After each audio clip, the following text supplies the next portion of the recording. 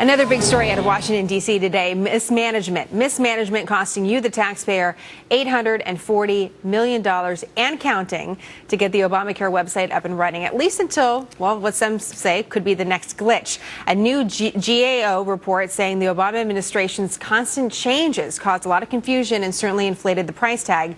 And the people in charge of the program say this may not be the end of those issues. It won't be perfect with serving millions of people. There are certainly difficult situations. Many of whom are enrolling in insurance for the first time. It's a bumpy process. The GAO report wasn't news to the people at CMS. I think the people at CMS who worked awfully hard but lived through that nightmare don't want to go through that again. Tony Saig is a Republican strategist and Fox News contributor. Bernard Whitman is a former Bill Clinton pollster, CEO of Whitman Insight Strategies. Great to have you both. The Government Accountability Office comes out with this report. So, Bernard, is this going to haunt Democrats going into the midterm elections? $840 million. You know, Jen, I don't think this is a breaking news alert for anybody. We all knew that there was terrible mismanagement. Things could have been done a lot better. But is it salt in the wound, Bernard? No, frankly, it isn't. And honestly, we ought to look at what's really important. We signed up 8 million people. That's 1 million people more than we had expected.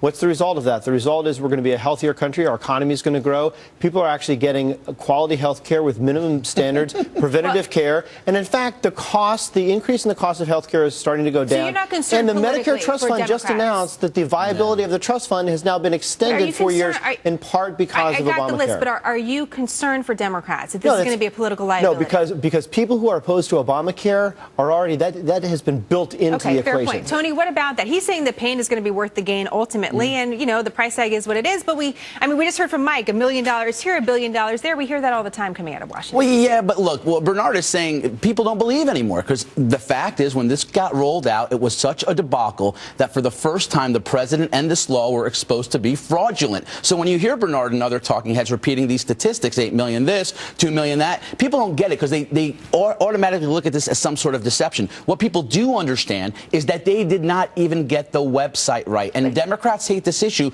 because this simplifies a very complex law, Obamacare, into a very big error, which is the fact that the website wasn't even ready, and now it costs $800 million versus $90 million. And that's a question for both Democrats and Republicans. Accountability now. So no Republicans wanted to pass this law, but now it's all of our law, right? We're all sharing the cost, $1 billion right now, more or less. I mean, the cost, they say, could keep going up.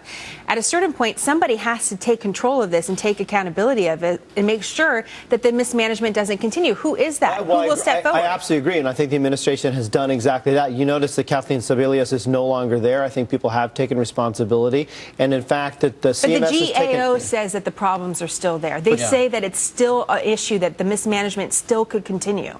Well, in fact, what I've heard is that CMS has actually gone beyond what the GAO recommended in terms of additional oversight and protections to make sure this doesn't happen again. Look, unfortunately, fraud, waste, mismanagement, these are endemic in a bureaucracy, and I think that this is the lesson that we've got to do better. Isn't it an opportunity for Republicans, Tony, then to step in? To your point, Jenna, the accountability is going to come in the ballot box. Democrats have been running away from the fact that this Obamacare rollout was when the free fall in their popularity, the president's popularity, and the law's popularity began to happen. It got quiet because, to what Bernard was saying, people started to enroll. Of course, 8 million people also lost their health care because of Obamacare. The GAO has also told us 30 million people will remain uninsured because of Obamacare. But whatever the fact may be, this was the moment in which even Jay Carney said the awful rollout was where the political exposure was to the president and Democrats. It's reemerged as an issue now 3 months before Election Day. Well, we'll see. It will factor in. Cost down, care up. It's going to be fine. Talking points people don't believe, Bernard. Bernard and Tony, it's great to have you both, by the way. They were giving me great pregnancy advice before this segment as well, which I also appreciate. Next time we'll talk about that.